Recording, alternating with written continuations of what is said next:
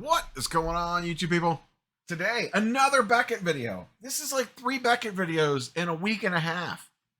It's like it's 1995 up in here, 2005 up in here. Sheesh. They said they had announcements coming, and I guess they weren't kidding, so credit for them for that.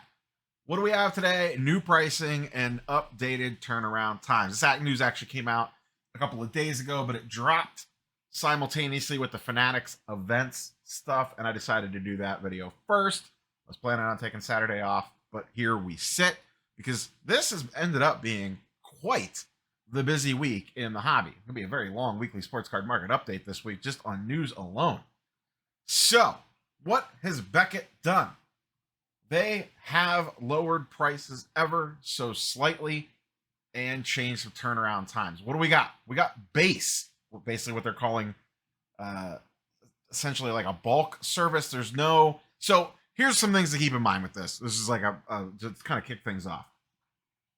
Beckett does not upcharge, and Beckett does not have a membership to get the cheapest tiers. So that does need to be factored in a little bit here.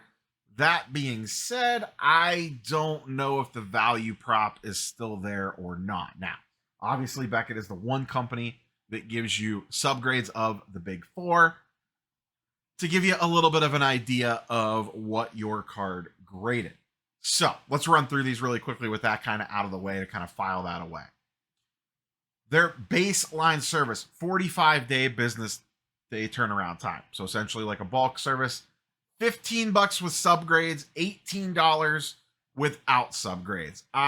First off, and I didn't play the announcement video here. You can go watch it on their Instagram. The one thing that I really like from this is them doubling down on the subgrades. They either need to fully embrace it or completely get out of it, and I'm glad to see they're embracing it because they're the one company that does it. I like the idea that they have made the gap so narrow between the non-subgrade and the subgrades that you'd be stupid not to pay the extra couple bucks and get the subgrades. And if you are sending a card to Beckett and you're too cheap to pay the extra $3 for the subgrade, I don't know what to tell you. This is not the right world for you. Beckett slabs with no subgrades on it are like a half a grade point lower almost. People just assume there is something wrong with the card. Just don't even mess with it. It is not worth your time or hassle. Just get the subgrades. Get the subgrades. It'll make your life easier when you go to sell that card at some point in time. So $18 per card with a 45 business day turnaround time. So depending on, and this is where things get a little bit tricky, PSA is basically like $19 a card. Maybe I'll do a full video kind of breaking down where everyone sits right now. Assuming a PSA special, because they're $16.99 right now, you're about $1 more.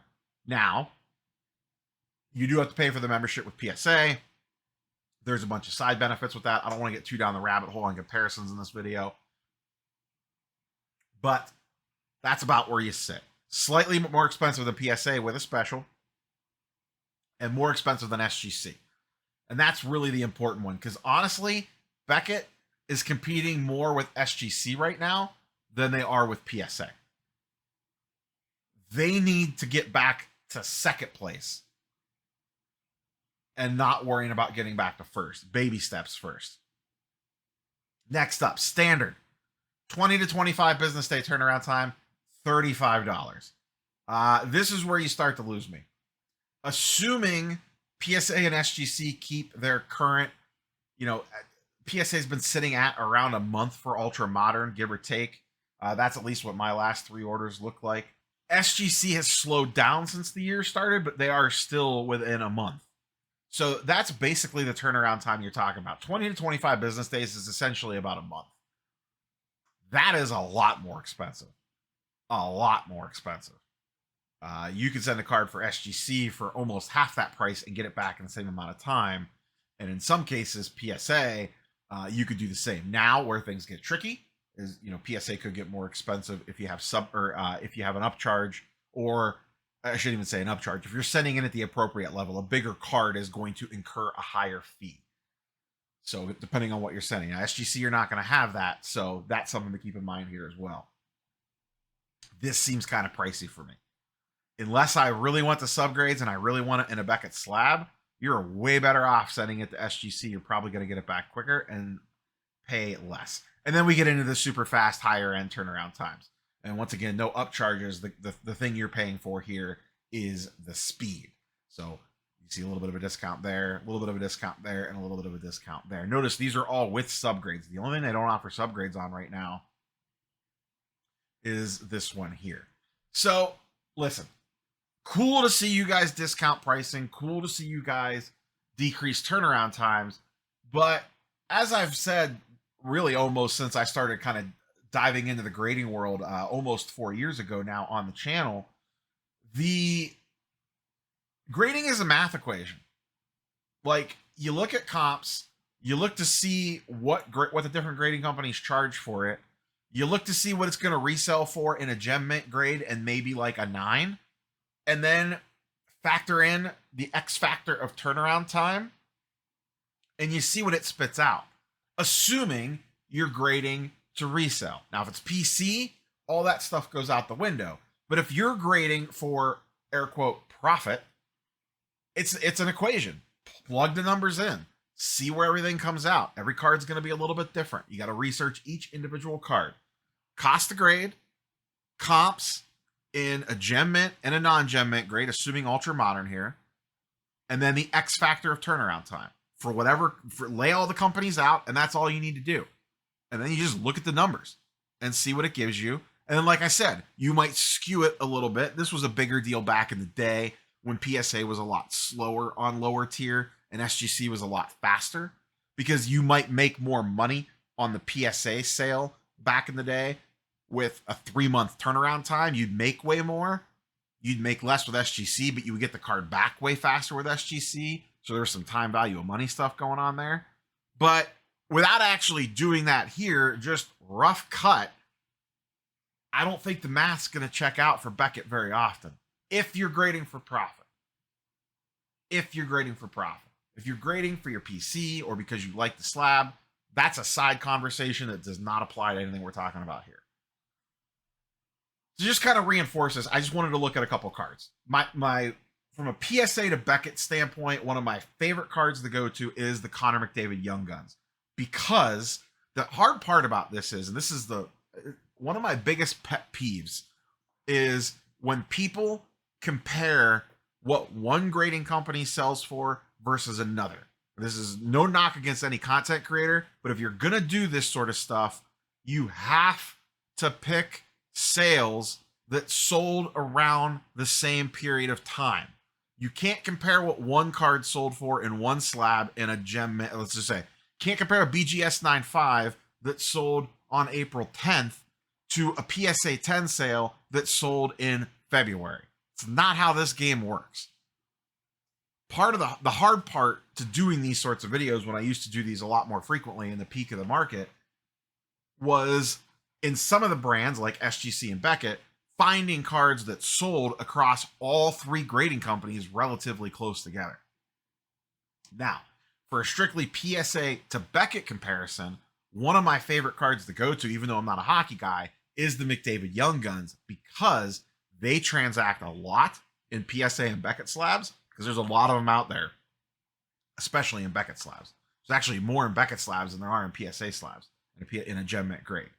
So you have a very good idea of what's going on with the prices of that card.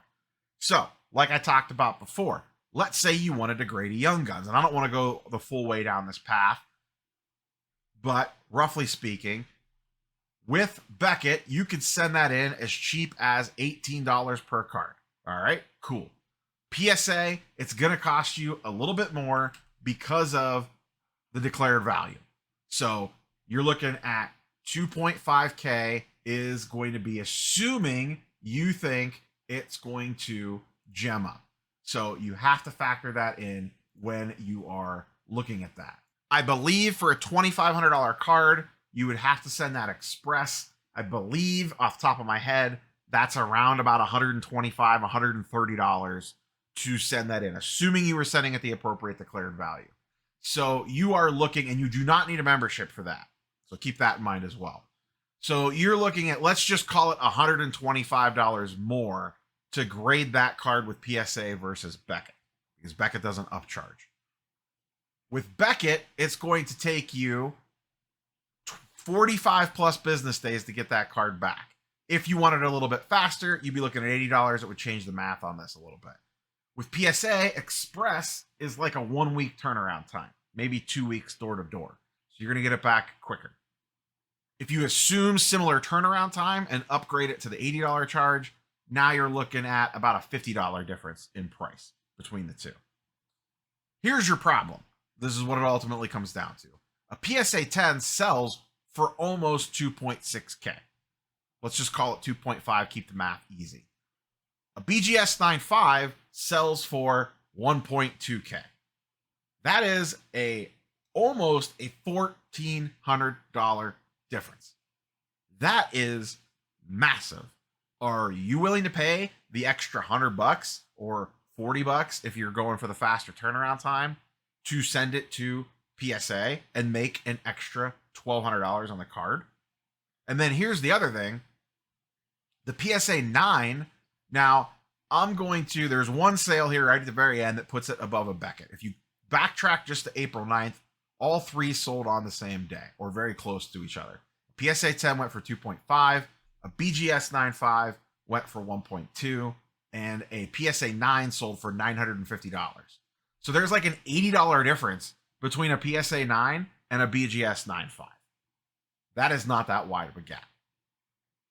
That's the biggest problem right now with Beckett, is that their resale value on cards has gone way down. And when you do the math equation, the math doesn't check out to say send to Beckett. I would have included SGC here. There hasn't been an SGC 10 sale. So that's the reason why they're excluded from this. Next up, let's look at another one, something a little bit more modern. Jackson Holiday, First Bowman. First Bowman. Beckett used to rule the world with First Bowman autos. That was their whole shtick, or a big part of it. PSA 10, currently 1.5K. Now, be a little bit cheaper to grade this, assuming you send it in at the correct value. You'd be looking at about $75 with PSA, I believe, for a $1,500 declared value. That would be regular service at about 10 business days, so 2 to 3 weeks.